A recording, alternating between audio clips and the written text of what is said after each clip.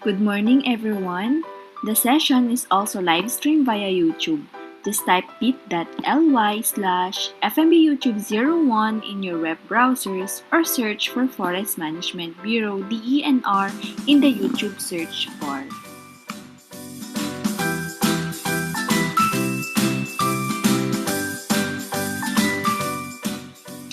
We would like to remind everyone of our webinar house rules. Everyone is expected to be on time.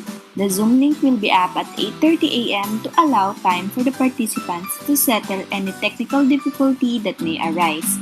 Participants are automatically muted upon signing in at Zoom. Please participate actively, be present, and listen attentively by closing all other browsers and applications in your laptops.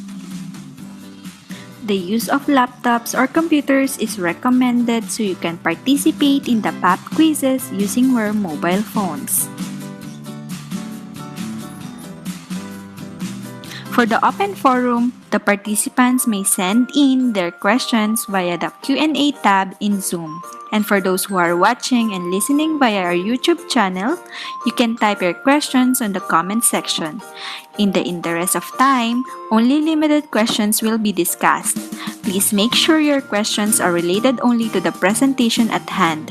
Questions not entertained in the open forum and its corresponding answers will be included in the documentation. A certificate of participation will be given to participants who pass the examination and accomplish the webinar evaluation form. Participants should get at least 80%, which is 12 correct answers out of 15 questions in the exam. You may retake the exam again until you reach 80%. The whole webinar is recorded for documentation purposes. For any concerns, please send an email to forestrywebinar@gmail.com. This is Forestry Fridays Module 2, Resource Utilization. Good morning, everyone. The session is also live streamed via YouTube. Just type bit.ly/FMBYouTube01 in your web browsers or search for Forest Management Bureau DENR in the YouTube search bar.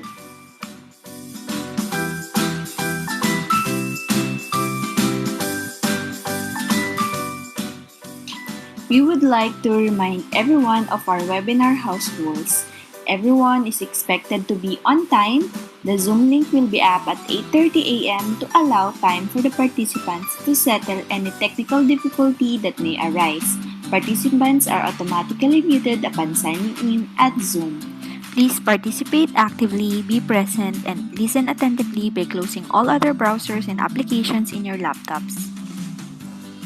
The use of laptops or computers is recommended so you can participate in the PAP quizzes using your mobile phones. For the open forum, the participants may send in their questions via the Q&A tab in Zoom. And for those who are watching and listening via our YouTube channel, you can type your questions on the comment section. In the interest of time, only limited questions will be discussed. Please make sure your questions are related only to the presentation at hand. Questions not entertained in the open forum and its corresponding answers will be included in the documentation. A certificate of participation will be given to participants who pass the examination and accomplish the webinar evaluation form. Participants should get at least 80%, which is 12 correct answers out of 15 questions in the exam. You may retake the exam again until you reach 80%.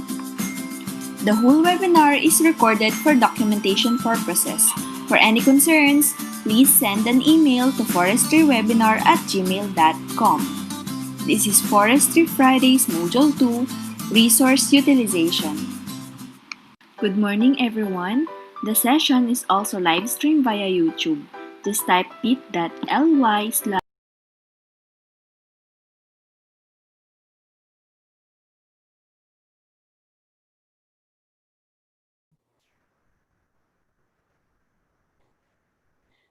Magandang umaga po sa ating lahat and welcome back po sa ikalawang araw ng Resource Utilization Module 2 ng Forestry Fridays Webinar Series. So before we start po sa ating second presentation ng Module 2, magkakaroon po muna tayo ng ating kaunting recap, ano nga ba yung mga diniscuss natin last week. So last week po, kasama po natin si Sir Rene Shapno ng FRMD. At diniscuss po niya sa atin, i-present po niya sa atin ang wood processing permits. At sinamahan din po tayo ni Sir Joel Flores sa open forum. And karamihan po sa mga questions na natanggap po natin last week ay halos pare-parehas lamang. So ito po yung mga common questions na na-receive natin sa day 1. So isa po sa mga common questions is kinukonsidera nga ba ng DNR ang submission ng documents for renewal ng WPP prior to the 60 days na requirement dun sa pagre-renew. Actually, yung atin pong current policy, sinasabi po dito na yung application ng original or renewal must be filed preferably 60 days before the expiry date nung existing permit in order to give ample time po sa DNR na process and matingnan yung mga supporting papers nung permit, para sa permit. And pero po, yung ating pong mga aplikante may also file their application even beyond the 60 days period or any day prior to expiration of their permit. Ang ikalawa pong pinaka-common na tanong sa day 1 natin is yung ano nga ba yung guidelines dun sa pag-i-issue ng Certificate of Registration for Circular SO. Actually po, ang DNR ay hindi nag-i-issue ng Certificate of Registration for Circular SO.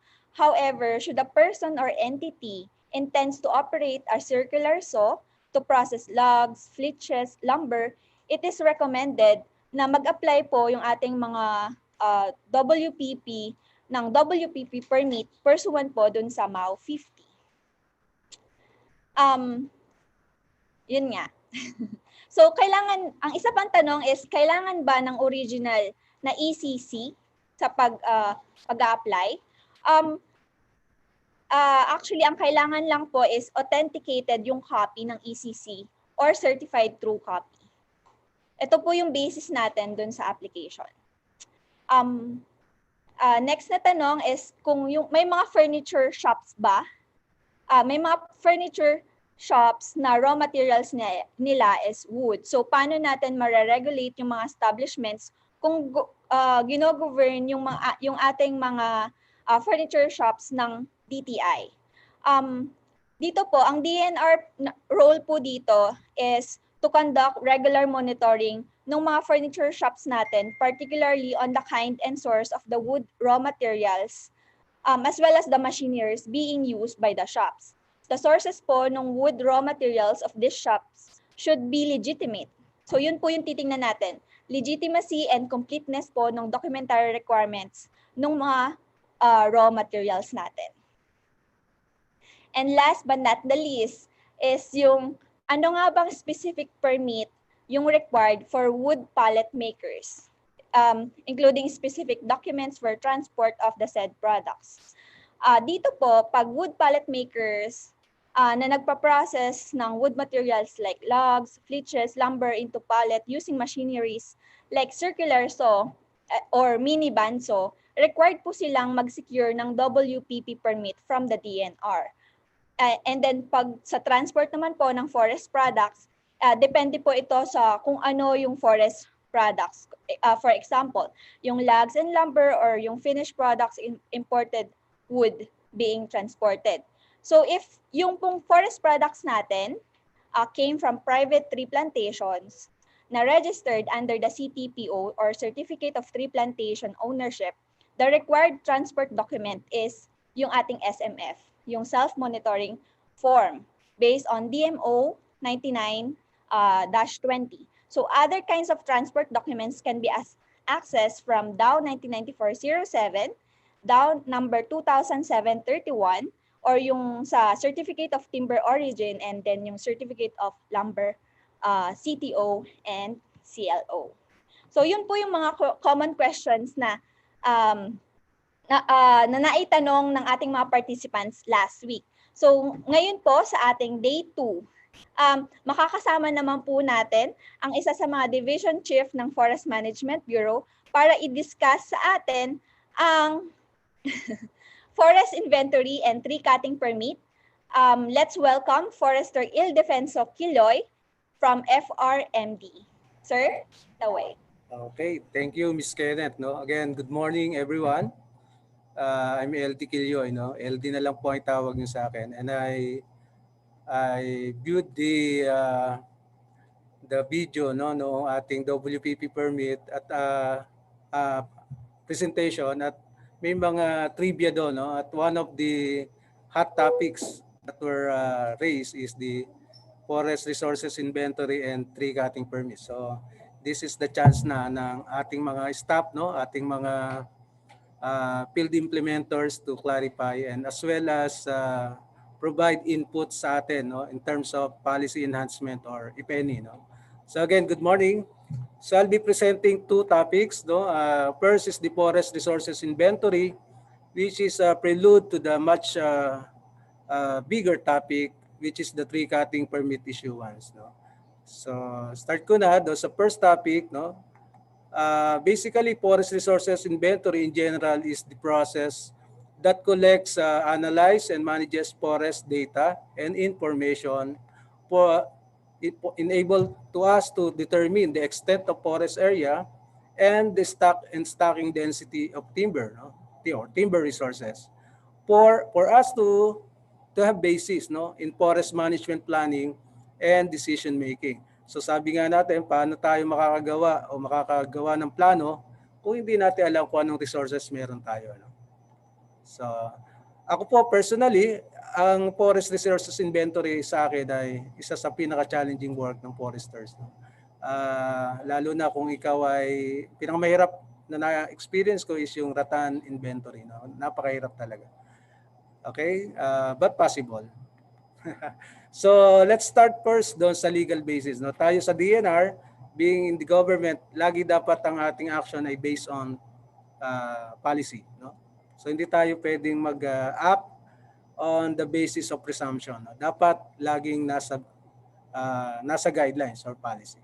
So for timber inventory or forest resources inventory in general, ito po yung mga legal basis. No? First is the Section 24 of the PD 705 as amended. No?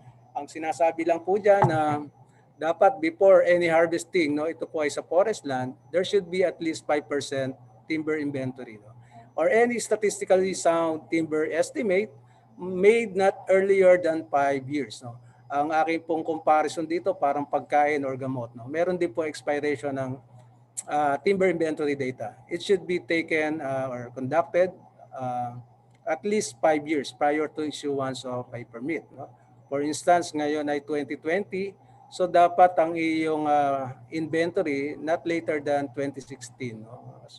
So kung siya ay na-conduct 2014, we need to conduct re-inventory. Second is yung Section 40 of, again, PD 705 as amended. Ang sinasabi lang po dyan is that other areas, no, aside from forest land, like A&D, private lands, civil registration, and other lands, ay atin yung isa-subject to ay 100% timber inventory. Ang classic example po dyan, yung mga application natin for SPLTP and PLTP, no, yung mga private lands. So 100% even sa mga areas ng mining, like under the MPSA, no. So 100% po ang ating ginagawang timber inventory procedure dyan. This memorandum, I think from then Secretary Lito Atienza, it is just a reiteration of the policy, no? Particularly on the strict observance ng inventory procedure per DAO number 2000-21 or yung ating PLTP SPLTP guidelines and DMO 8 series of 1991. Ito yung measurement standards for tree inventory and BFD circular number 2-85. Ito naman yung saratan inventory. So it's just a reiteration. For DAO 2000-21, ito yung ating guidelines sa SPLTP and PLTP. Again, ang sinasabi dyan is 100% timber inventory, as I mentioned earlier, and it should be taken by or undertaken by registered forester, no, per our PD 705 as amended. Ang tanong dyan, kailangan ba registered lahat? No? So at least merong taga-DNR na registered forester na magse-certify, nakasama of course doon sa activity na siyang mag-certify ng veracity ng activity. No? As to the DAO 2000-29, no, I included these guidelines, no, although sa CBFM ay hindi siya allowed ngayon dahil kung naturally growing ang i-harvest nila. But still, as additional info, no, ang sinasabi lang dyan, at least mayroong maiwan sa area na at least 80 cubic meters per hectare. Ano ibig sabihin yan? Kung meron kayong computed volume per hectare of, let's say, 100 cubic meters per hectare, ang may igagrant lang sa inyo or sa PO is the 20 cubic meters per hectare. So yun po yung ibig sabihin po ng section 4.2 ng DAO 2000-29. Okay, for the timber inventory, alam ko karamihan sa inyo alam na to, just a review, no? First, the GPS receiver, importante ito, no? In accessing yung ating mga area, no, hinihingan tayo kasi ng sa report ng mapa, no, ng ating in-inventory na area. So these GPS receivers will help us prepare our maps, no. Of course, yung bearing ng compass, considering na to some extent tayo ay lalo na sa naturally growing trees, we are required to conduct the tree charting. No? Although yung GPS natin ay may mga compass, but still, based on my experience, mas maganda pa rin po kung meron kayong separate na bearing compass. Okay, for the tree height, no, we usually use, although ito ay luma na, yung haga altimeter, no? But still, ginagamit pa rin natin even yung clinometer. Ang ating bago pong ginagamit sa Forest Resources Assessment is the True Pulse Laser Range Finder. Basically, ang concept is the same as the Hag altimeter or yung wherein yung sisipati mo rin yung base ng tree, yung eye level mo and the crown. No?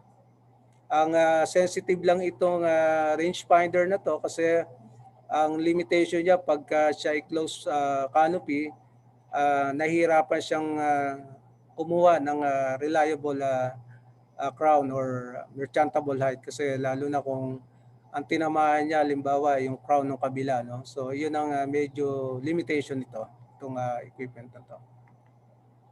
For the distance, no, we usually use the distance tape, no? Nung una ito pa ay metal, no, metal ito, but ngayon ay parang nylon na ito. So very handy at very safe gamitin. No? Unlike yung unang version nito na bakal na nakakahiwa, no, nakakasugat. For the diameter tape, we recommend po yung use nito, no, although meron pa rin gumagamit sa atin ng mga carpenter's tape or kung ano man, no, dahil nga walang supply, walang equipment, no, but we suggest to use this diameter tape kasi ito direct measurement na ito. Mamaya ipapakita ko po sa inyo yung paggamit do sa ibang hindi pa nakakakita, no. So ito yung ating merong picture po sa presentation later. Okay, so again, this is the measurement standard per DMO number 91-08. Medyo again, ito ay review para sa atin, but some of our field offices medyo nate-taken for granted ito, no? Kaya nagkakaroon tayo ng problema sa inventory result, no? Okay. Ito po yung, wag niyo na pong pasinin yung tao na nandyan, no? Nahigit ko lang po yan, no? So, ang gusto lang po natin dito emphasize that for diameters, no, it should be measured in nearest centimeters. Malaki na po yung centimeter diyang inilagay ko para kitang-kita po, no? So, nearest centimeters, so assuming po itong nasa baba nyo, no, na parang may daliri, no?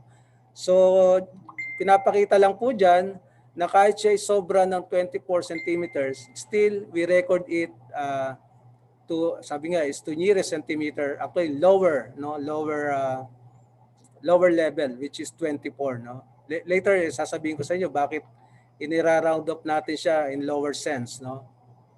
So again, the diameter should be measured in nearest centimeter.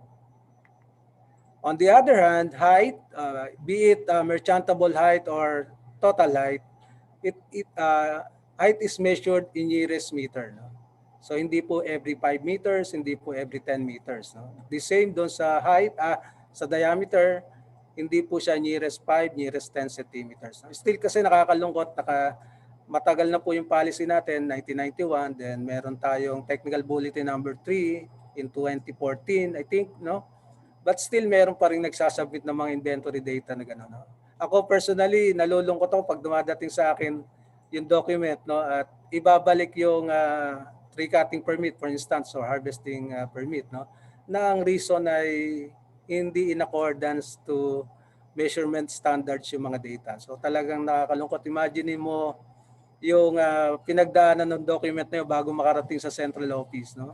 So I suggest na sa ating mga field offices, let's review yung document, no, para hindi rin nasasayang ang oras ng proponent, no, nag-apply sa atin.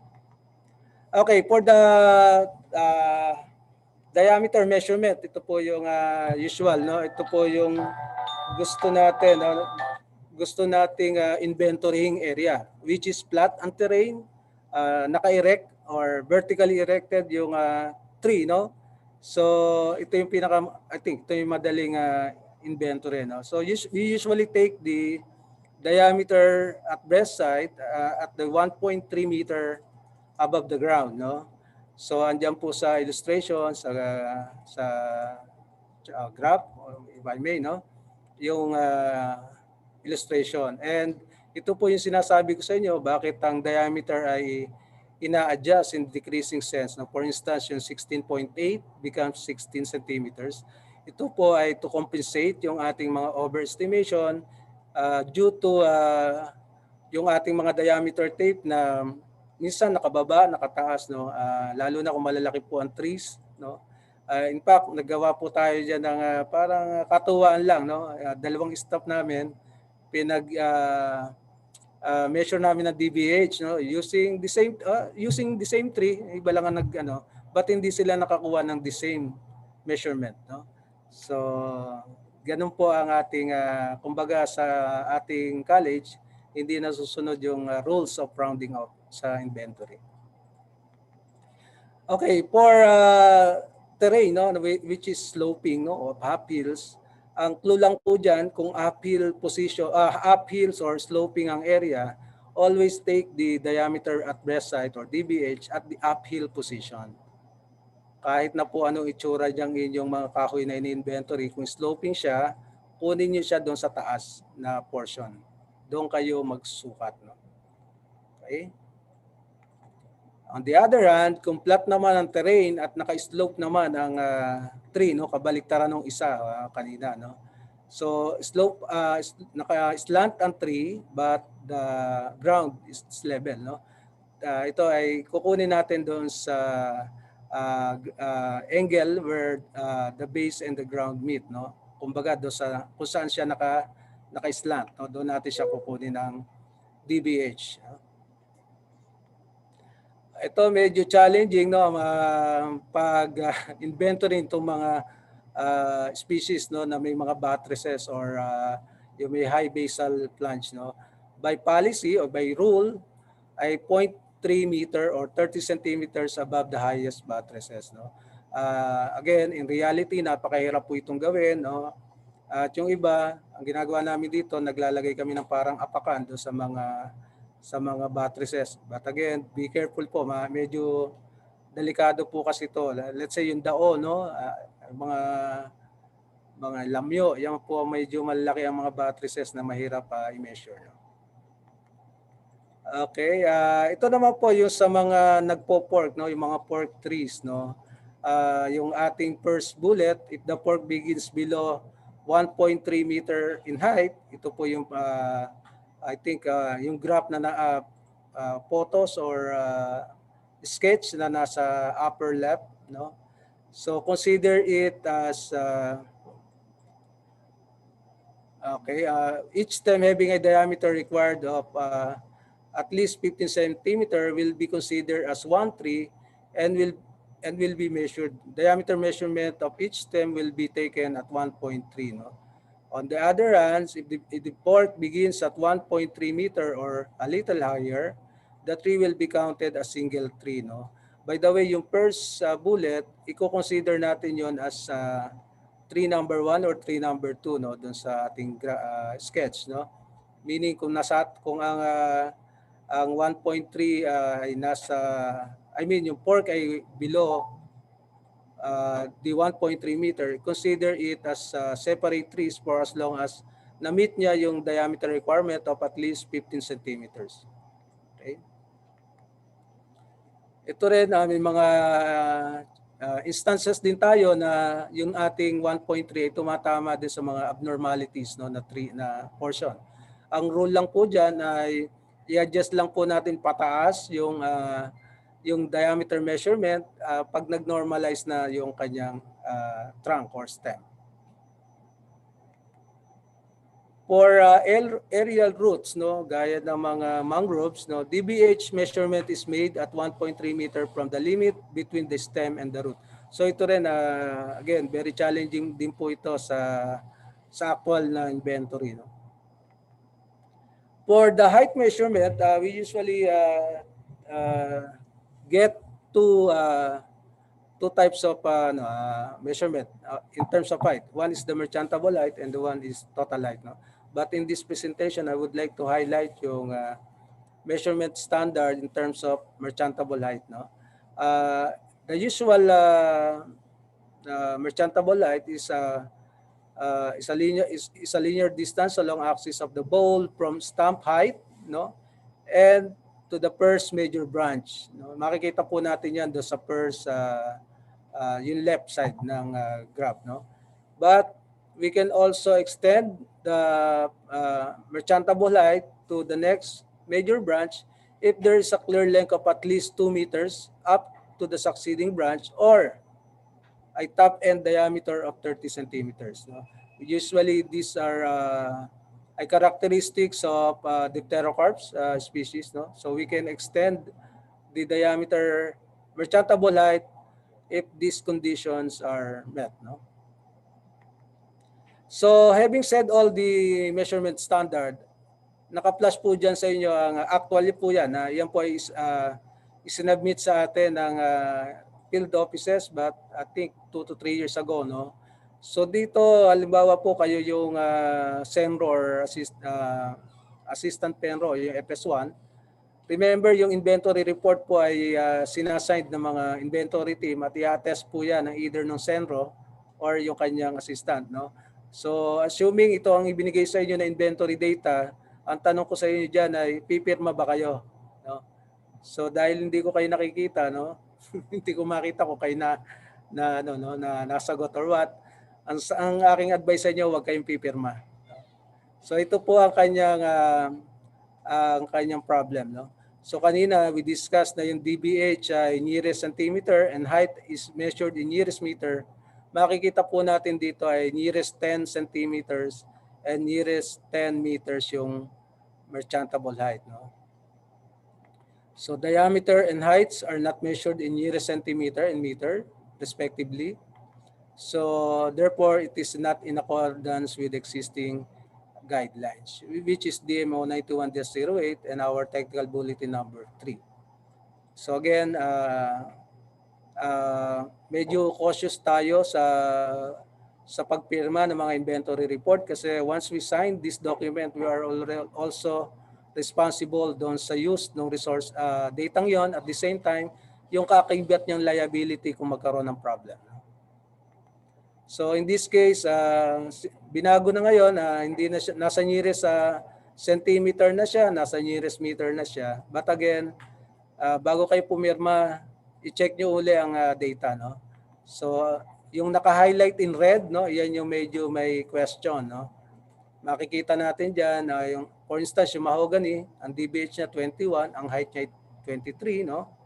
Then yung akle, 31 ang kanyang DBH, 20 meters yung kanyang height, no? Yung binuang 22, 20.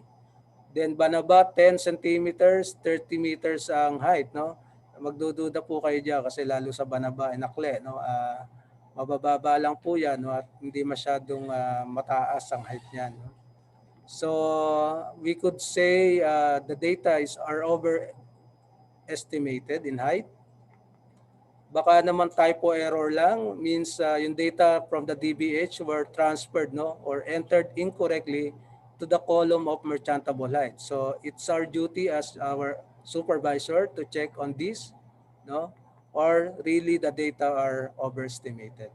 So kaya ko po ito pinapakita sa inyo is nangyayari po ito, no. In fact, meron kaming although wala na siya, nag-retire na, medyo nagka-problem siya dito kasi pinag-explain siya, no, ng ating central office bakit nagkaganon ang result or data na nakuha niya sa field, no. So ang reason pala kaya nagkaganon, nagkabaliktad yung merchantable height ay yung DBH napunta sa merchantable height, nagkapalit sila ng data, no. So be cautious in this data, no. Maring titingnan natin simple, wala kayong time as CENRO at PENRO, pero again, be cautious, no? At ayaw natin na magkaroon tayo ng problema later on gawa nito. Okay, so pop quiz.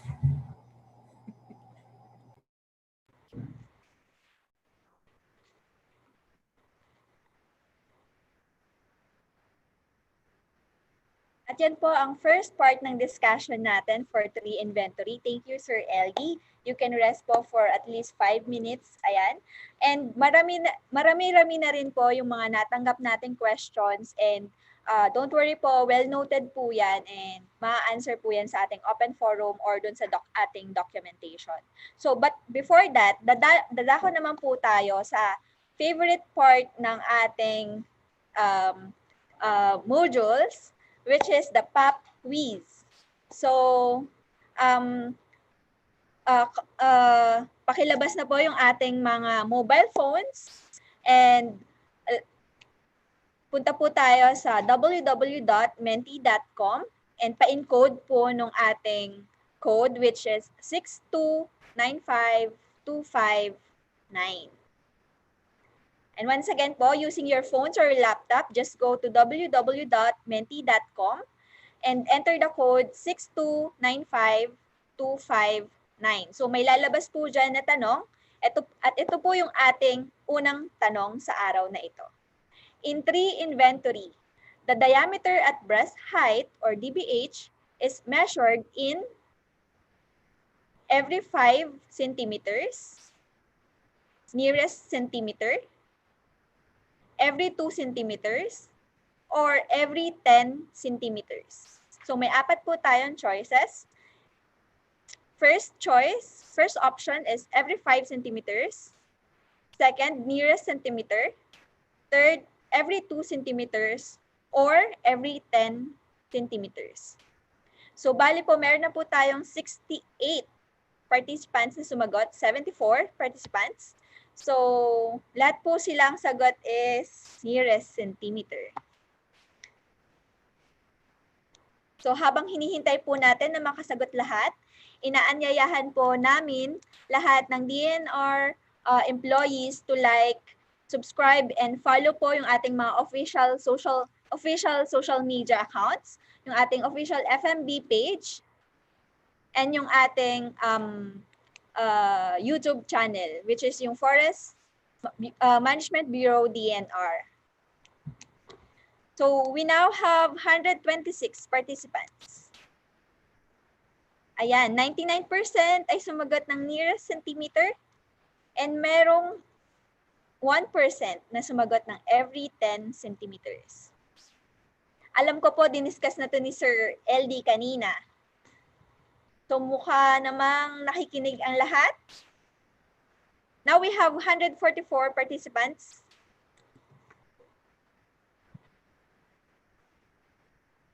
As of now, meron po tayong 242 participants na nasa Zoom. 150 pa lang ang sumasagot. once again po, if you have, katulad po nung nabanggit last week, if meron po kayong mga suggestions on or policy recommendations para sa improvement ng ating mga forestry policies and guidelines, bukas po ang FMB sa inyong mga suggestions. So, email nyo lang po yung ating forestrywebinar@gmail.com for your comments or suggestions, and i-review po yun ng ating PRC, Policy Review Committee. So ayan, meron na po tayong 164 participants.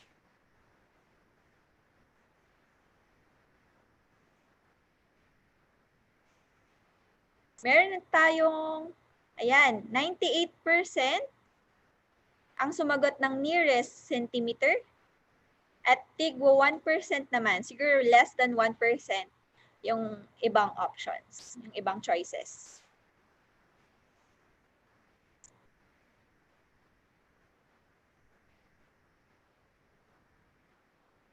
So ang ating code po sa menti.com ay 6295259. You can go there and then enter po natin yung code para po makasagot sa ating pop quiz. Ayan, may 2% na sumagot sa every 10 centimeters. Sir LD,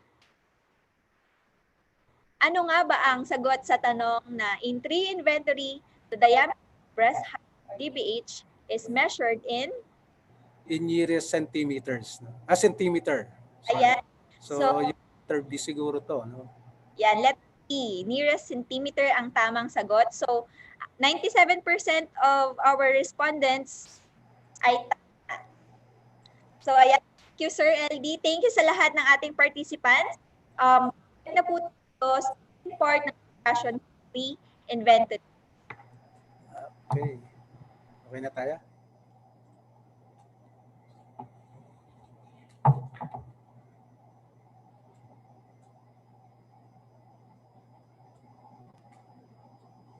Okay, salamat Miss Kenneth, no. Sayang hindi tayo face to face, no. Bibigyan ko sana yung 97% ng isang slice ng buko pie. So i-claim niyo na lang pagka okay na ang ating situation. Nasa Los Baños lang po ang bahay ko. Okay, for the continuation, no, ng ating tree inventory, we go to alam na natin yung measurement standard, but ang isang critical portion or part ng inventory is yung data entry, processing, and analysis. So, hindi kasi natin magagamit yung ating data kung hindi siya may po-process and ma-analyze. No? Okay, for data entry, processing, and analysis, ito po yung aming mga suggestions sa inyo para po mapadali yung ating trabaho. No? Again, sa encoding, aming pong suggestion is that i-encode natin siya sa MS Excel program, no? Kasi ito po yung karamihan ng ating computers ay meron itong program na to for data entry, processing, and analysis. So marami na po tayong magagawa using this program. No? And all field data shall be electronically encoded into a form that is structured to look like the original tally sheet. No? Ang gagawin lang po natin, may tally sheet tayo, encode natin na kagaya lang ng tally sheet. No? Ang isang straight lang na entry, no? Walang gap. No? Then, before data processing shall be conducted, review encoded data for errors or omission. Ito po yung sinasabi ko kanina, ipinakita ko sa inyong mga sample data sets, no? For instance, nagkamali yung entry from na dapat siya ay DBH, napunta siya sa merchantable light. Dapat nakikita po natin yon bago tayo mag-start ng data processing. Kasi kung tayo po ay nag-process na ng data, later on makikita natin may problem pala, hindi na po natin yon, meaning the entire process ng analysis ay mali na po, no? So be cautious din do sa mga omission, no? Lalo na kung ini-encode natin, no? Halimbawa 50 centimeters, minsan pag nagmamadali yung ating encoder, no, or tayo, maaaring baka malagay niya 5 lang, Yung worse, 0 lang, no? Nawala yung isa. So, yun po yung tinatawag na omission, no? Hindi naman siya sinasadya, but kumbaga namali lang, siguro nasa pagmamadali, no? So, ingat po tayo doon sa gano'n, no? Then, compute for the volume of individual tree using the applicable regional volume equation. Papakita ko po ito. Ito pa rin naman po yung dating ating ginagamit, no? Ito po yung nasa technical bulletin number 3. And indicate the species grouping for the individual tree based on Dow 2000-63. Ito naman po ay in preparation sa paggawa niyo ng standard stock table. Okay? So ito po yung mga diameter limits, no, ng gagamitin natin sa pag-prepare ng standard stock table from 10 to, ang naka-plus po sa inyo, 10 to 120 diameter class, no. But magdi-depend po yung diameter classes na yan, depende sa DBH ng inyong mga trees, no. Maring maging ano lang kayo hanggang 70, hanggang 60, no. At mapapansin nyo doon sa kabilang side may diameter ranges, no. At yan po ay divisible by 10, no. Let's say for diameter class 10, ang kanya pong limit ay from 5 centimeters to 14 centimeters. Ito po yung mga saplings, no. Then diameter class 20, ang kanyang diameter ranges ay from 15 centimeters to 24, no. So divisible by 10 po yung mga diameter ranges po niyan. And nasa baba po yung mga notes, no, na kailangan nating ma-consider, no. So sa sapling, we usually recommend it for earth balling, but it will depend on the health condition ng sapling, no. Kung siya ay healthy, we will recommend that for earth balling. Otherwise, hindi na po natin i-recommend for earth balling. Okay, for regional volume equation for standing tree po ito, for standing tree, makikita po natin diyan yung mga regions, no? At makikita rin po natin diyan iba ang formula for dipterocarps and non-dipterocarps tree species, no? So hindi na po natin 'to isa-isahin. I just want to remind lang po kayo na ito pa rin ang ating ginagamit, no? For the species grouping, this is based on Dow 2000-63. Meron po tayong Philippine Mahogany Group, no? Ito po ay different do sa mahogany species. Baka kasi po dahil nakakita kayo ng mahogany, yung iba nating viewers baka akala ito yung mahogany species, no? Iba po 'yan. Ito po usually yung ating mga dipterocarps species, no? Yung ating kumbaga magagandang klaseng puno, no? Or kahoy, no? So yan po yun. Yan po yung ating mga species grouping. Okay. Ito naman yung sample na standard stock table, no? Again, using the Excel format or Microsoft Excel, madali na po natin ito magagawa. Ang aking pong clue sa inyo, gumamit po kayo ng mga filter na command sa Excel, no? So happen na medyo limited ang time natin to demonstrate yung paggawa ng standard stock table, but if you want, I can send you the whole file, no. Meron po akong ginawa diyan parang tutorial. So by the way, may naka-reflect doon sa first and last slide ko yung aking email ad, no. So you can send me email ko ano pong kailangan yung policy or assistance, no.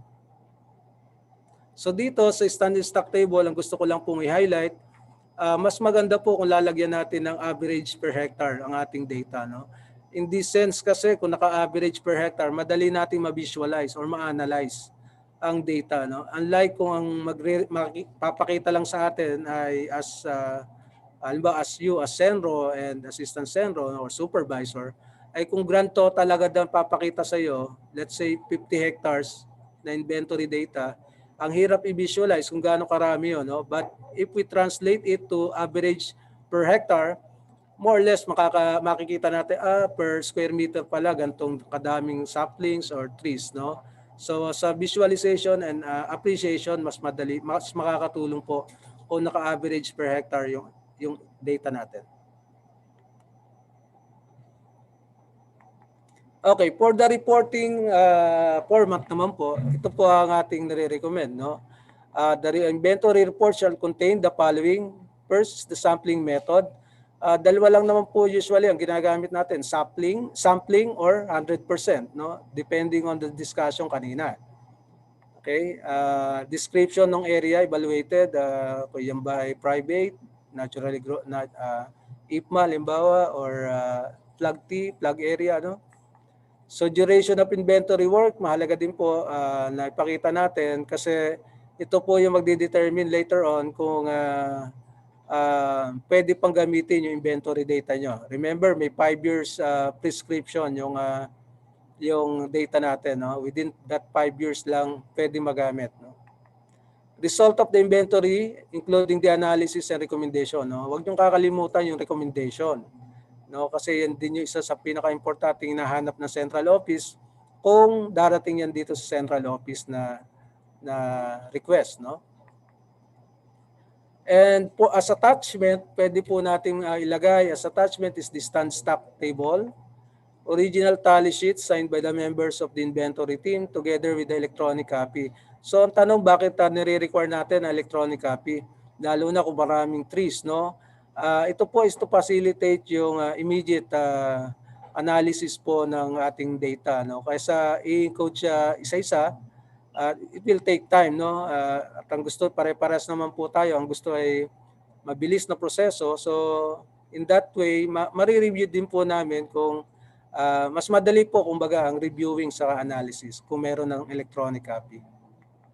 Then JTAG photos of the inventoried area, no? Ang dati ang atin lang nire-require ay panoramic view and first and last tree, no? But meron na po tayo idinagdag diyan, yung interior portion of the area inventory, no? Kasi in the past we observed na yung first and last tree ay actually isang tree lang. Pinicturean lang ang different angles, no? So then nagpalit lang na ibang damit yung inventory team siguro. So in this case, gusto rin natin makita or ma-appreciate ano yung loob ng area na in-inventory. That's why we included photos, no, ng mga interior portion of the area inventory. Of course, yung map showing the area or sampling design, if we conducted inventory by sampling, no? So gusto rin natin makita kung iyan by strips, kung nasan yung mga strips na ginawa nyo. Okay, the report must be subscribed and sworn to by the forest officers who conducted the inventory. No? Ito po yung sinasabi ko na yung report nyo ay once you sign the document, meron na pong kakibat yung responsibility and liability. No? So again, cautious po tayo sa pag-review and sign of this document.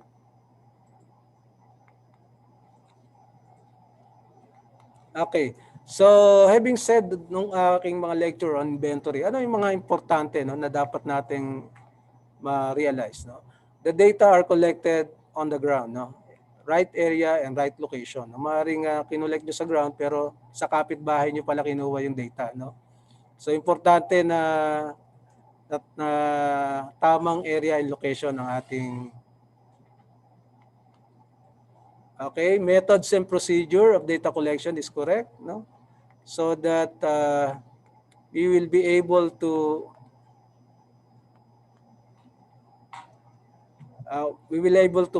have a correct or accurate analysis and sound recommendation and decision.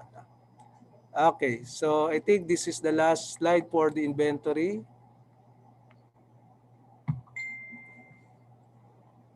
Tutuloy ka na. Tuloy? Okay. So we immediately proceed do sa second topic, no, kasi alam ko ito yung medyo hot topics, no, if I may say, no. Okay. Okay na. Sige. Okay, for the ikaw na. Hindi ako. Ayun.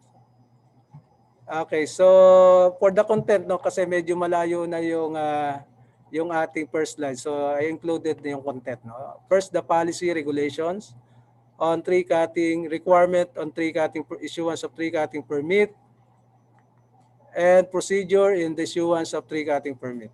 So basically, ito yung ating pag-uusapan this morning in this second topic. As to the legal basis, no, of course, ang ating laging basis ay yung PD 705 as amended. Ito pa po yung actually halos kasing edad ko to 1975, no.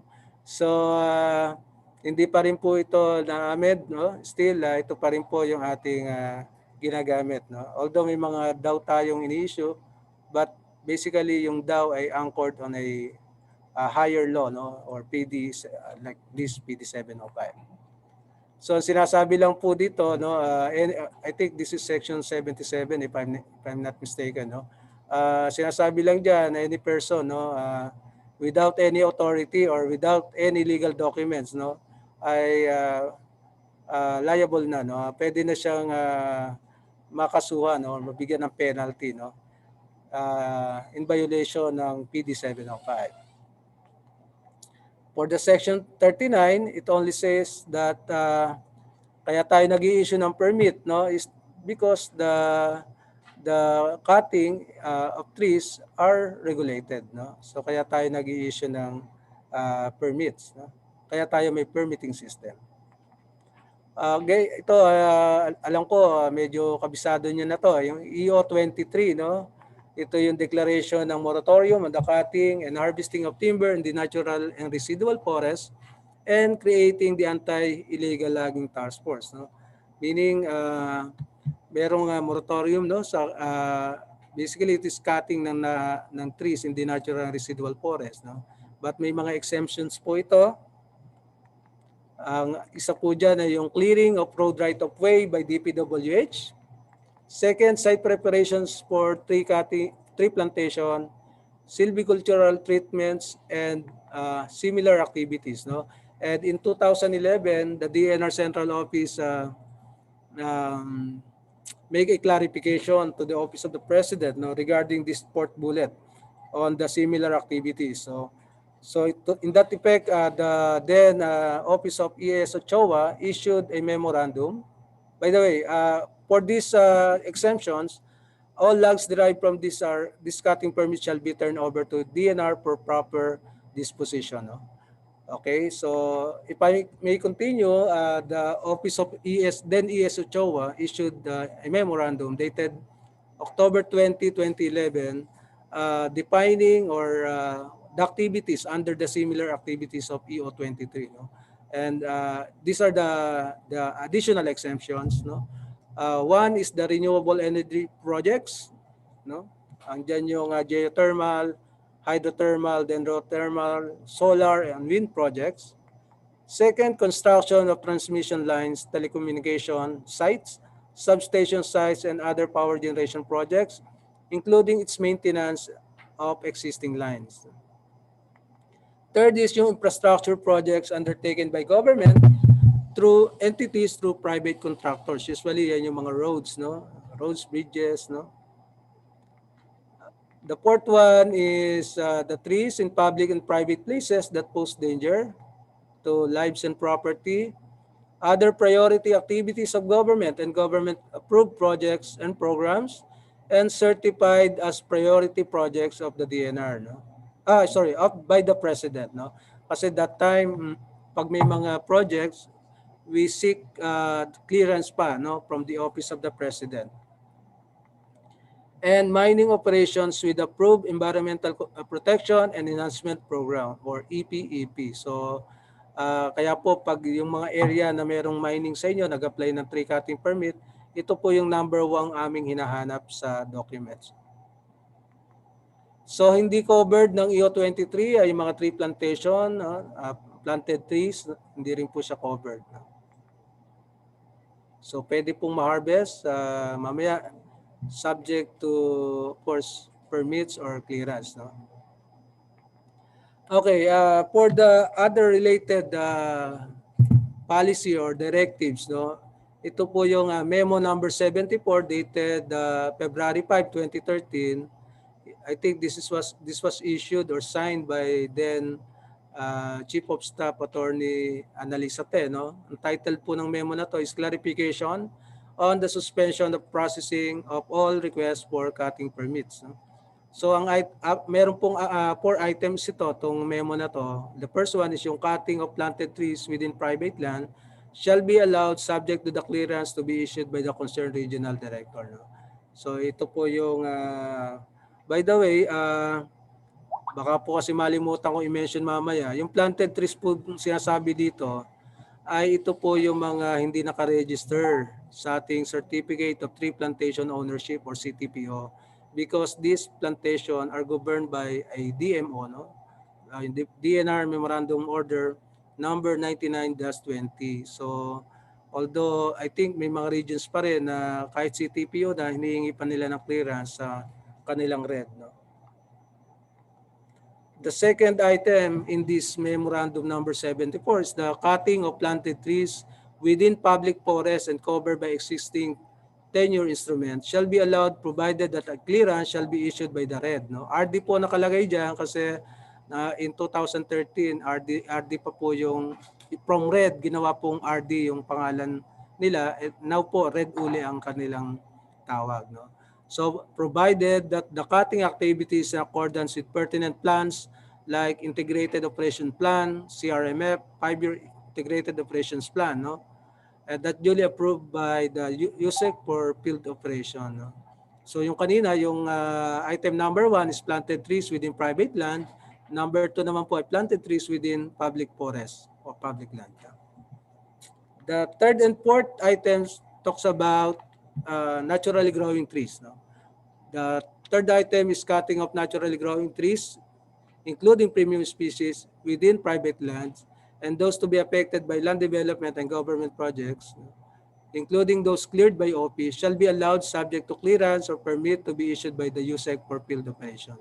Ang aking pong sinasabi sa aking mga lecture, no, sa mga uh, lecture ko po, halimbawa sa ENR, no, by default, ang ating pong lahat ng naturally growing, hindi naman lahat, no, by default, yung cutting of naturally growing trees, USEC for field operation and planted trees sa baba lang po yan, field offices. No? But again, may mga exemptions po doon sa general rule na yun. No?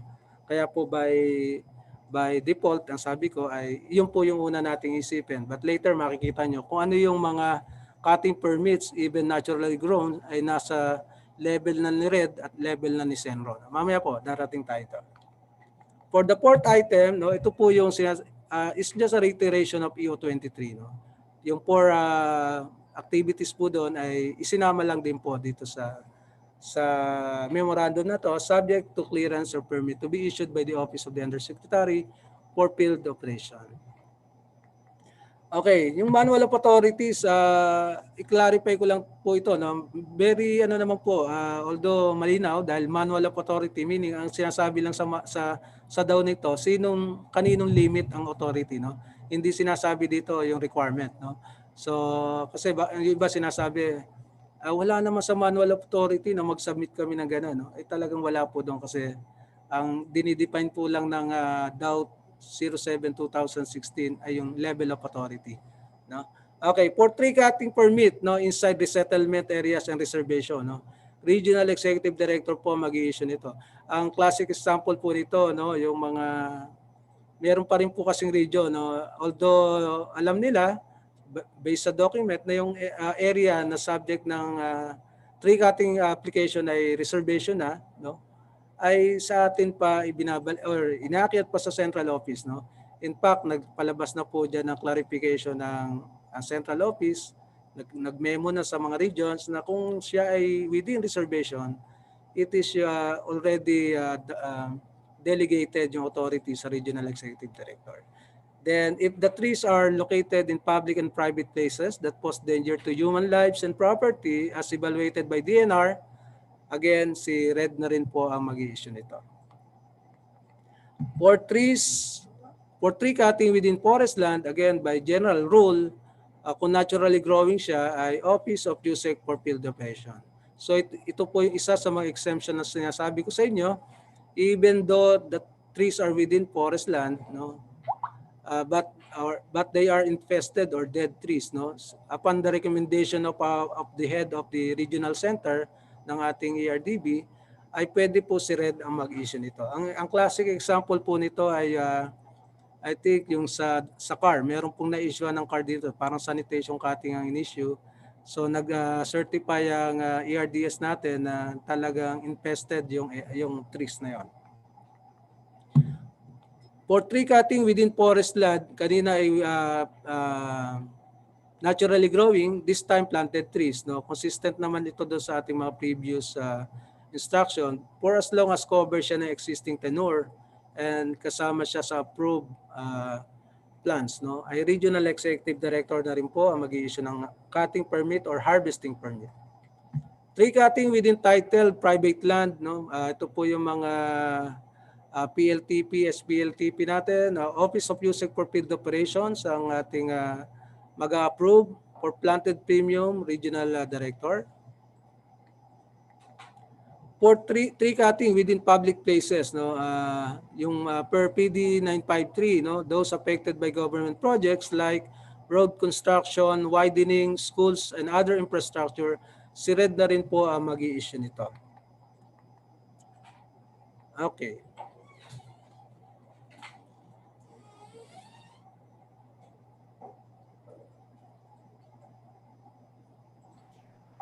Ayan, thank you, Sir LD. So, para naman po sa part na ito ng ating program, so, meron po tayong pangalawang pop quiz sa ating tree inventory and tree cutting permit topic.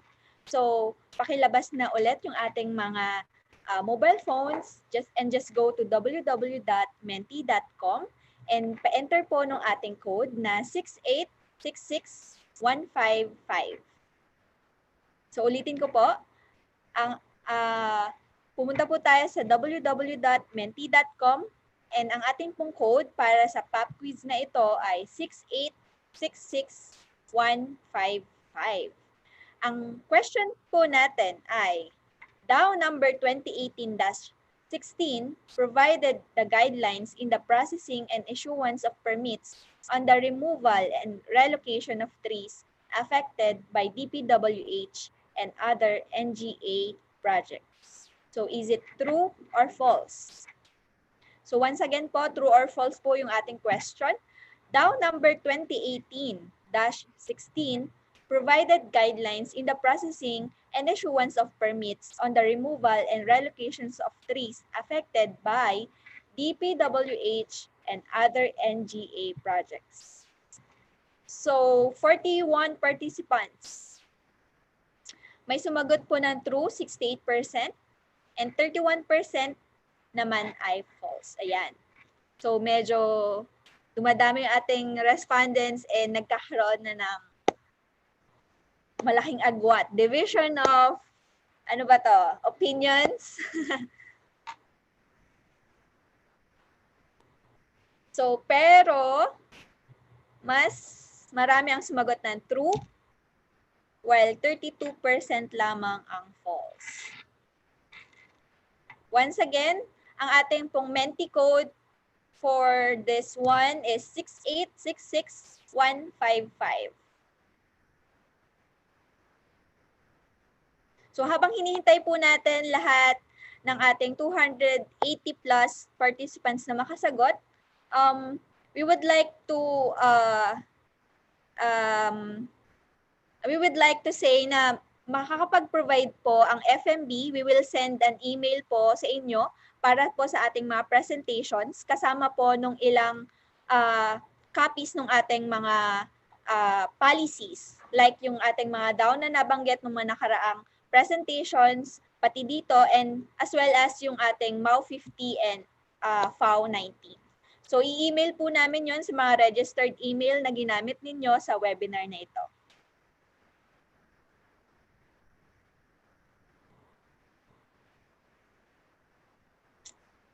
Ayan, we have 187, 89 participants na sumagot na, and nangunguna pa rin yung true na sagot.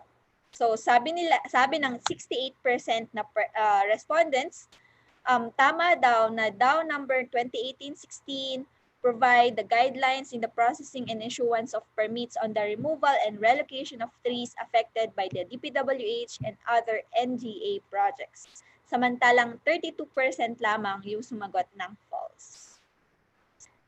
Ayan, more than 204 204 participants nang sumagot. So Sir LD, ano nga ba ang tamang sagot dito?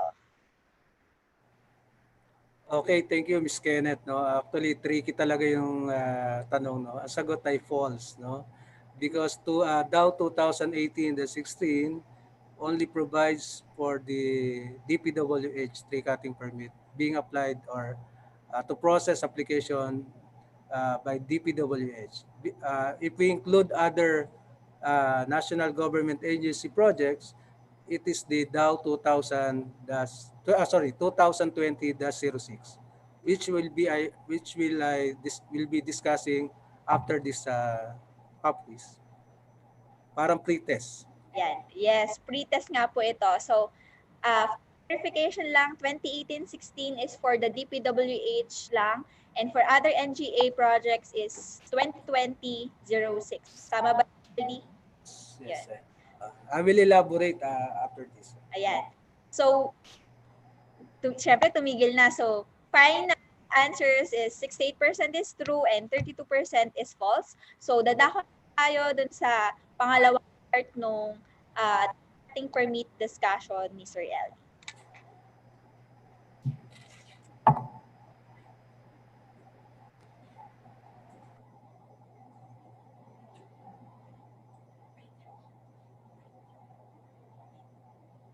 Okay na?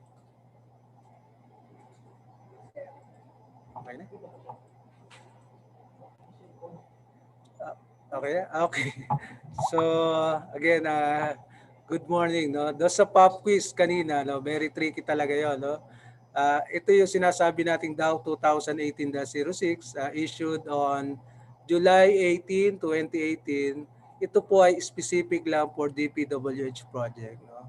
Dito po nakalagay na yung tree cutting permit shall be issued by the CENRO concerned within 3 working days. No? 3 days po nakalagay dyan pero 3 working days po yan after submission of complete documentary requirements. No? Yan po, yung 3 days na yan ay magko-commence pag po sila ay nakapag-submit na ng complete documentary requirements. Meaning, based sa daw pong yan, upon receiving the application, we should evaluate immediately that application, and kung complete, ating pong ipoprocess, but kung incomplete, we immediately return it to DPWH. On the other hand, ito po yung Dow 2020-06 issued on February 12, 2020. It just amending yung Dow 2018-16, expanding the coverage, no, ng mga national government agency involved. No? So dito, hindi lang po DPWH ang coverage, kundi pati po DOTR, DepEd, DA, DOH, CHED, DOE, and NIA. So, ang isa po sa malaking amendment of this DAO, aside from the coverage, is the issuance po, yung sa application requirement po na dito po kasi sa DAO na ito, hindi siya, ang tree cutting permit application ng mga national government agencies to ay hindi na required ang issuance na, as application requirement, yung tenure instrument, approved tenure instrument. Again, I reiterate, no, ito ay for tree cutting application lang, no, hindi required ang tenure instrument. But for occupying portion of forest land, no, ay kailangan pa rin po nila mag-secure ng appropriate tenure instrument. Okay, basic requirement for tree cutting permit ay divided po based on the location of private or titled land and public timber or forest land. So for public lands, usually application letter, authenticated copy of land title. By the way, yung CLOA dito, it should be CLOA within AND, with approved sketch plan or area applied for. Sketch map of the area showing the relative location of trees to be cut. Ito po yung ating mga tree charting, no? Endorsement from any of the following LGU official. No? Endorsement lang po ito, iba po yung resolution. No? So ito ay endorsement either from barangay chairman kung ang ang project ay within one barangay, pwede rin po ang municipal or city mayor at pwede rin po ang provincial governor. Then ang sinasabi lang po dyan that they are not interposing no objection or to the cutting of the requested tree. Geotag photos of the trees to be cut, inventory of trees to be cut based on policy, kalimitan naman po ngayon ay 100%, no? Dahil wala naman po tayong cutting ngayon sa mga tenured areas, no? Wherein we use sampling technique, no? And of course yung ECC or IE depending on the number or magnitude of the project. On the other hand, tree cutting permit for public timber and forest land covered by exemptions of PO 23, ang nag-iba lang po dito, instead na titled proper ang tawag natin titulo, no? Dito po ang ating pong hinihingi po ay copy ng tenure instrument except for government projects per DAO 2020-06. Ang isa pa pong pinagkaiba nito ay hinihingan natin sila ng earthballing and transplanting plan. For the process flow, ano lang naman po ito, no? In-highlight ko lang din po para lang din po sa ibang participants natin. Basically, nag-start talaga ito sa CENRO or implementing PENRO. No? The applicants submit their application letter including the documentary requirements, and CENRO staff will evaluate and assess the completeness of the application requirements and conduct inspection or 103 inventory for inspection or 100% re-inventory. Pwede pong gawin yan na even doon sa mga DPWH project, no? Endorsed to PENRO if found complete. Then for the PENRO, they will review and evaluate the assessment, no? Kumbaga further reviewing the documents submitted by the applicants and the analysis made by CENRO, no? Then if found in order, this will be endorsed to the regional office, which will issue, if found complete, will issue the tree cutting permit, and if found incomplete, return it the PENRO or CENRO. So these are the process flow for planted trees, no? Tree cutting for planted trees. And of course, throughout the process, we should conduct monitoring and evaluation. On the other hand, for naturally growing trees, no, cutting of naturally growing trees, so halos parehas naman yan hanggang sa regional offices, but for instead na kung sa planted, the RED will issue the permit, but for naturally growing trees by default or general rule, yung covered ng EO 23, ito po ay usually pino-forward po ng region sa DNR Central Office through to the Office of the Secretary, through the Office of the USEC for field operation. Then the DNR Central Office will refer it to the FMB for final review, evaluation, and recommendation. So for our part, we will conduct a final review and evaluation, make recommendation to Central Office whether to issue or not the cutting permit, and we usually prepare action doc, no? Kung if found complete and in order, we draft cutting permit, and if not, we draft the memo papunta sa concerned regional office. Then the DNR Central Office through the Office of the USEC for Field Operation and Environment now will issue the tree cutting permit.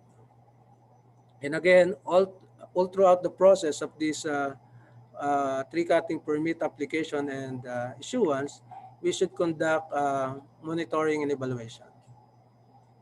Again, by general rule, ganito po ang process, no? But then sabi ko kanina, merong mga cutting permits, no, na even naturally grown ay nasa pwedeng mag-issue ang RED, no? One is yung tree cutting permit for trees inside resettlement areas, reservation, and trees in public and public places that pose danger to human lives and or properties as evaluated by DNR.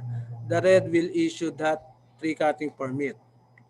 Second is yung mga trees covered by PD 953, those affected by government projects, road construction, widening, school, and other infrastructure project.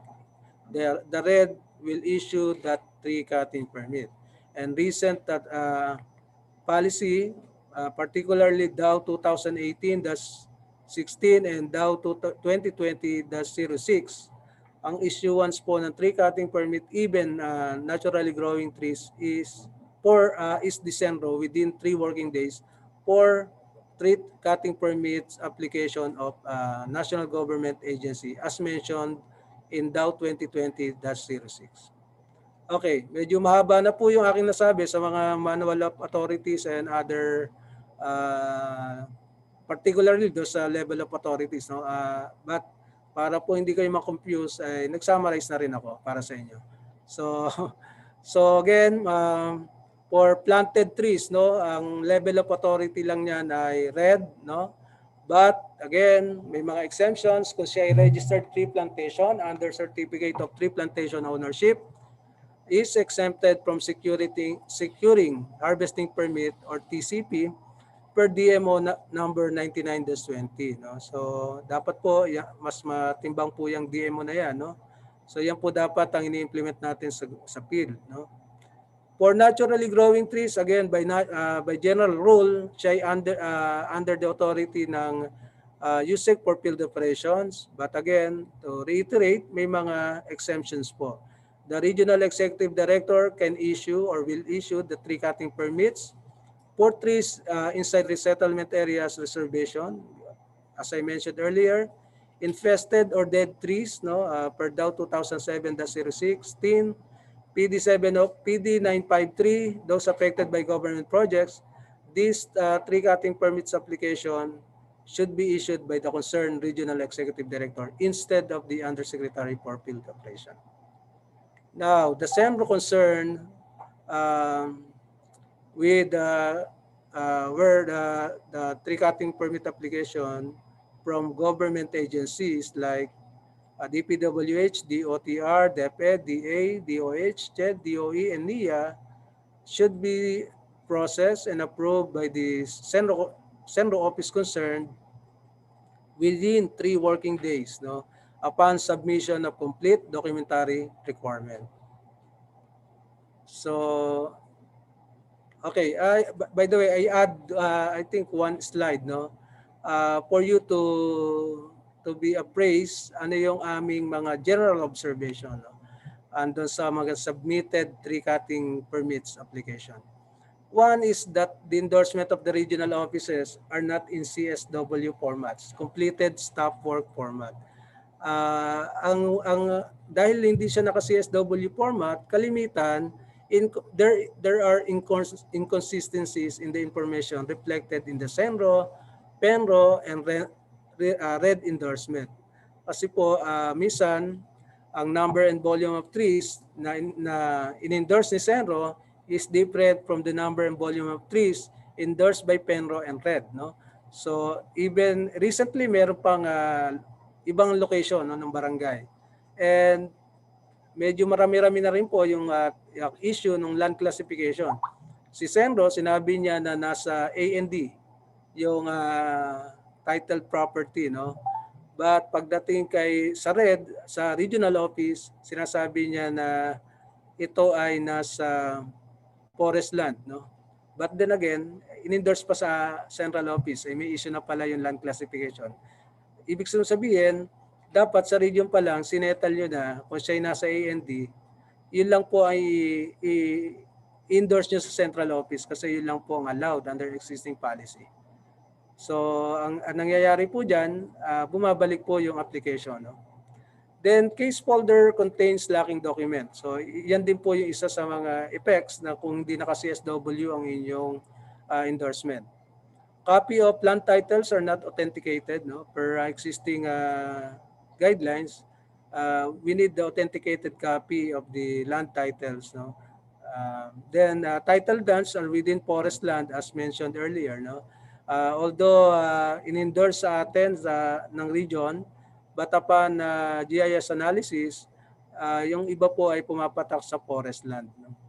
Then inventory data no, are not in accordance with the existing guidelines as mentioned earlier during the in the previous topic. I think this is my last slide. Thank you very much and I welcome the clarification and the question you want to throw to me. Thank you. Good morning.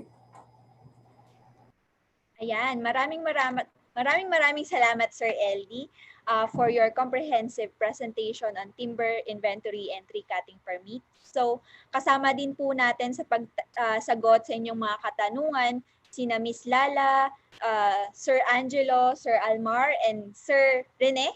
And andito rin po sina Miss Claudette, Miss Lemuel, and Miss Diane para naman po tulungan tayo sa pagsagot sa mga queries ninyo sa Q&A tab ng ating Zoom and sa comment section ng ating YouTube channel. So, katulad po ng nabanggit ko kanina, we can only accommodate few questions dito sa ating open forum. But remember po, ipapadala po namin sa inyo lahat ng Q&A natin as part of our documentation. So, as nabanggit ko din po kanina na ipapadala din po namin sa inyo yung mga copy ng mga policies and guidelines na nabanggit during the presentations sa lahat po ng ating topic. So, isa pa po, last Monday po, nag-email rin po pala kami sa ating mga participants to send their questions in advance po regarding our topic. So, yun pong ibang questions na i-discuss natin later sa ating open forum ay manggagaling dun sa email ng ating mga participants. So moving on dun sa ating open forums, ang pinakahihintay ng lahat, let's welcome back our presenter, Sir LD Quilloy. Hi sir, kumusta po yung presentation? Okay na, okay. Para lang kasi gusto ko rin itong portion na to kasi it's a way of soliciting din yung kanilang advice, input for us to enhance policy. No? So I welcome this clarification and questions. Yan. So, dadako na sa ating first question, sir. So, ating first question is from Forest Lasjar Mimbalawag, researcher from CENRO Emelda ng Zamboanga, Sibugay.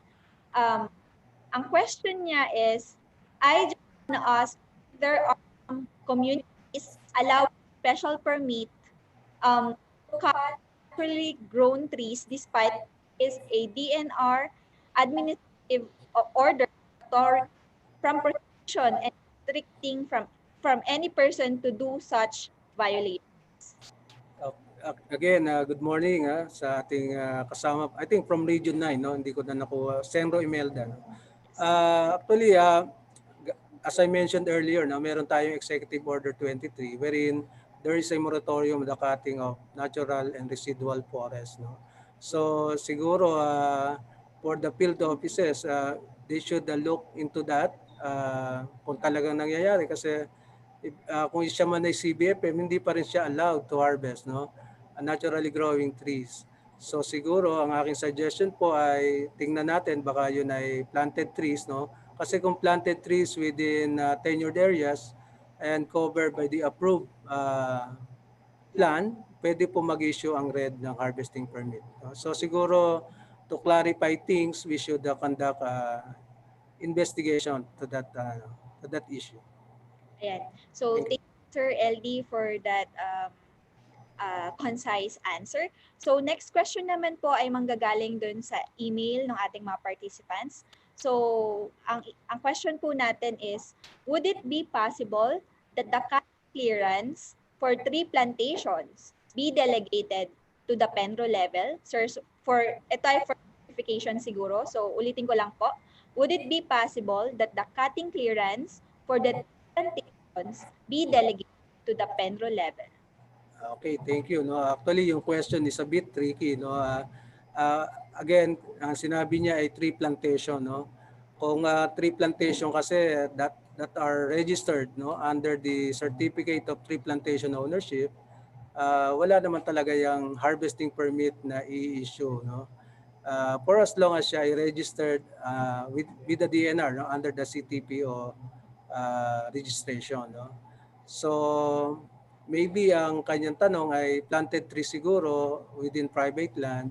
Ang sagot doon, sir, ay pwede naman siya i-delegate but subject to the issuance of uh, policy, no? Kasi per policy po natin or yung particularly yung memo number 74, ang sinasabi po doon ay planted trees within private land can be allowed to harvest subject to clearance by the RED, no?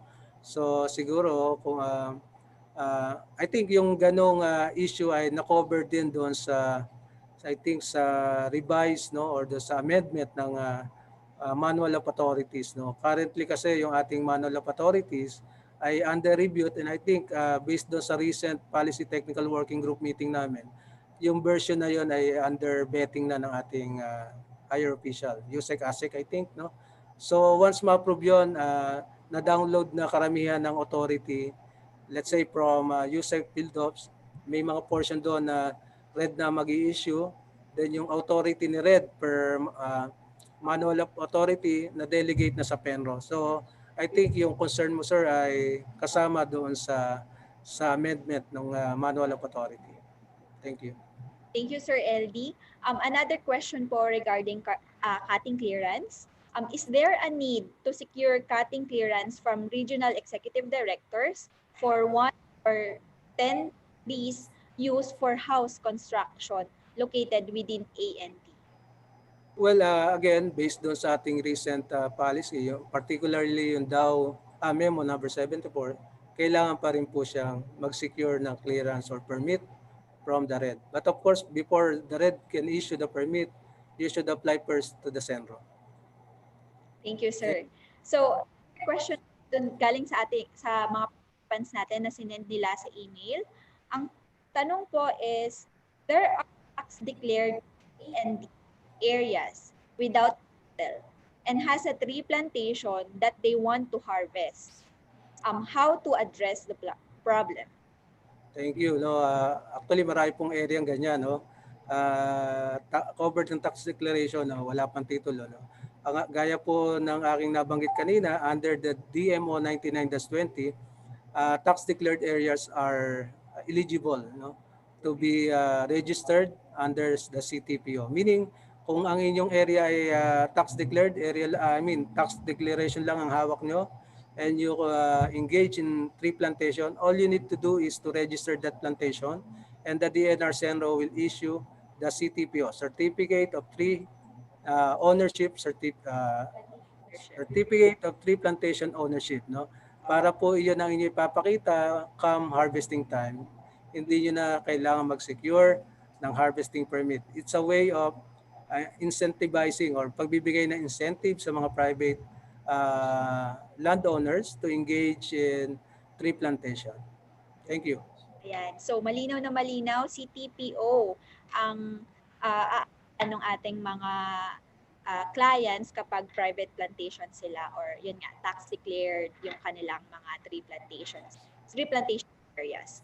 So, namang natin question is from Q&A tab ng ating Zoom, from Forester Iskak, ba? Forester Iskak, ang kanyang question is, can a holder of CISF apply for CTPO? Yeah. Thank you, Skak, no? From Region 12, no? Kung siya ay CSC, meaning nasa forest land na siya, no? While CTPO kasi is only for private lands, no? So hindi na niya kailangan mag-register ng CTPO kung siya ay nasa CSC, no? At yun naman automatic pagka naman existing pa yung CSC mo within that at may plantation ka, allowed naman ang harvesting. So hindi mo na kailangang i-register sa CTPO. First, hindi siya eligible, no? Kasi within AND lang ang CTPO. Thank you. Ayan, thank you sir for your clarification. Ang sunod naman po nating question is may kinalaman sa mga ating ancestral lands. So from Sir Marcelo Bumidang ng Penro Abra, ang kanyang question is, can we accept and process tree cutting permit requested from CADs or cutters of natural grown trees? Yeah. Uh, Meron tayong na-actionan yan dati, no? I think from Region 3. Ang ating diyang unang tanong diyan kasi yung harvesting ba ay nasa kanilang plan, yung HDPP, no? Then yung kanila kasi doon sa EO23 allowed naman yung mga indigenous or uh, harvesting technique, no? But yun ay subject din sa approval pa, no, ng concerned agency, NCIP for instance. But ang crucial diyan is that kailangan yung harvesting na yon, activity na yon ay nakapaloob dun sa kanilang HDPP. Thank you, So, sir. So, another question po is, actually, parang hindi siya question, but from Sir De Leon, Forester 2 of Centro Emelda, sabi niya dito, sana may policy na on harvesting of planted trees within mineral reservation areas or coal mine reservation. yeah, Anong natin dito? yan, bago yan sa akin, no, kasi usually kasi yung mga planted trees within mineral area were conducted by mining companies, no. Hindi ko lang alam kung may mga private entities na nag-engage sa tree plantation within mineral areas, no. Ang magiging problem po natin kasi later on doon ay dahil siya mineral land, no, ay hanapan po tayo ng parang proof of ownership or proof of tenure, no. But kung ang tree plantation na pong yun ay in-establish for us as compliance of the mining companies doon sa kanilang obligation, I think hindi po yan ma-harvest. No? Meaning, ang purpose po kasi ng tree plantation na yun ay to rehabilitate yung kanilang mga na-disturb na area. Thank you, Sir LD. So, para na po ang question ito, wag po kayong lahat po ng questions niyo ay sasagutin namin sa aming ipapadalang documentation. So, Sir LD, for our last question, from Ma'am Marites Guevara, Forester 2 of DNR CENRO Iriga City 5. So, from Ma'am Marites, which will be followed or prevail or application in approval of for tree cutting? Yun po bang 2020-06 or yung Citizens Charter 2020 ng fourth edition? Ni Mamar, yun daw pong DAO 2020-06 expanded the scope and coverage ng DAO 2018-16, embracing projects from NGA which include specifically DepEd, CHED, and others. Under the Citizens Charter naman ng 2020, the requirement stated different from this DAO 2020-6. So, alam po sir, diniscuss nyo to kanina. Kailangan, ano nga ba yung pagkakaiba nung 2020-06 and yung Citizens Charter na 4th edition? Yung doon sa tanong kung ano magpiprevail, no, over that Citizen Charter or yung DAO 2020-06, no?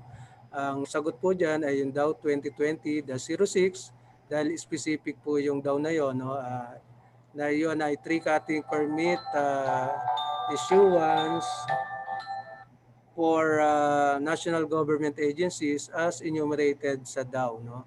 So dapat ang isa pang tanong, pwede ba mag-issue yung CENRO, no, aside from the agency mentioned in that DAO? Ang sagot po ay hindi. No?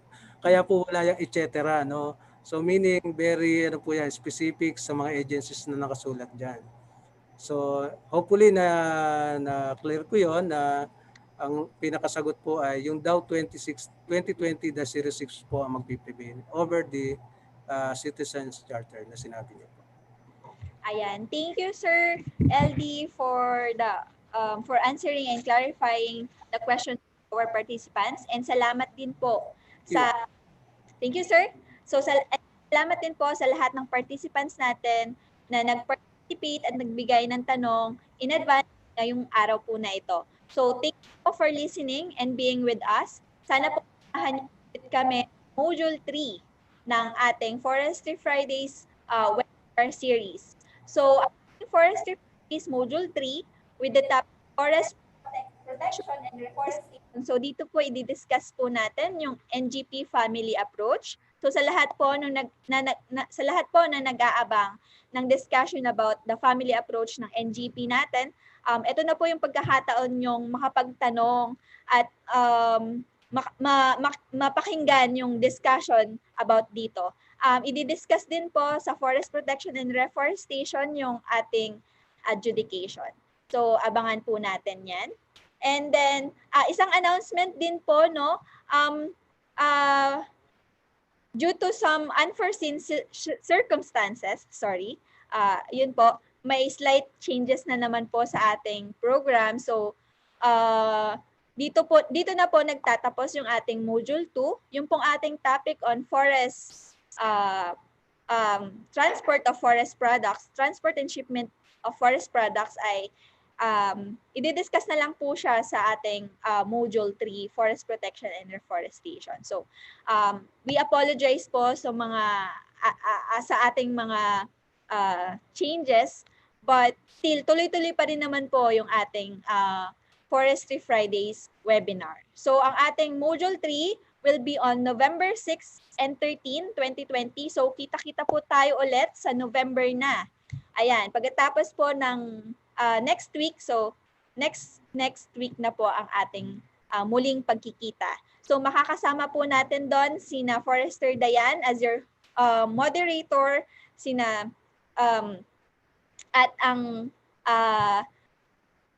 ang ating mga resource speakers from Forest Resource Conservation Division. So para naman po sa ating exam, so, katulad po ng nabanggit namin kanina at nung mga nakaraan pa, meron po tayong exam and evaluation form na kailangan nyong sagutan after every module. So, accomplish po natin yung ating individual exam. Punta lang po tayo sa bit.ly/ffm2exam. Ayan, module 2 exam. And then, pa-accomplish din po yung ating webinar evaluation form sa bit.ly/ffm2eval. So, ang atin pong exam and evaluation, mag-run po yan hanggang Sunday at 4 p.m. So, marami pa po kayong time, almost more than 48 hours ng para po ma-accomplish yung ating individual exam and evaluation form. Lahat po ng sagot nyo sa evaluation form po ay makakatulong po sa amin para ma-improve pa and ma-enhance po yung ating mga policies, guidelines, and even this webinar. So, thank you po sa lahat at iiwan po namin itong link para sa individual exam and evaluation form para inyong sagutan. Thank you po and see you next 2 weeks.